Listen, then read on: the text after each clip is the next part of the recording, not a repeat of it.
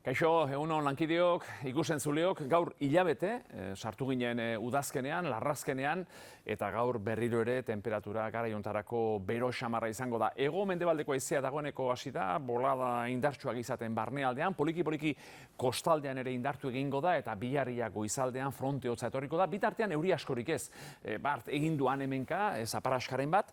Atzo gertatu zen moduan, gero, arratsalde partean, hodeiren basor liteke, mendi inguruetan, eta hoiek ere egunaren bukaerarako zeo zer bota, baina gaur ez da egun euritsua izango, eta bai oso haizetsua. Bukatzeko hego-mendebaldeko haizeak 100 kilometroko boladak erraz gaindituko ditu haize begietan, beraz kontuz, baina hego-mendebaldeko haizea eta aire masa beroa etorri denez, berriro ere beste egun batez urrian, temperatura altua izango dugu, 24, 25koak ia Euskal Herri osoko hiriburuetan, Gasteiz beheraxeago geraliteke, 22 gradu inguruan, baina herri batzuetan 26, 27, 28 gradu ere harrapa ditzakete termometroek. Aldaketa itzela dator bihar goizaldean, hego-mendebalaren ostean, ipar-mendebala sartuko du, fronte hotzak euri zaparrada botako ditu, bihar askoz egun freskoago izango da, baina egunezia euria galde egingo du, ostiralean atsedenaldi bat, eta asteburua, hurrengo asteburua, freskoti dator, iparraizea, zaparradak, mendi gailurretan Pirinioetan elur pixka bat, beraz,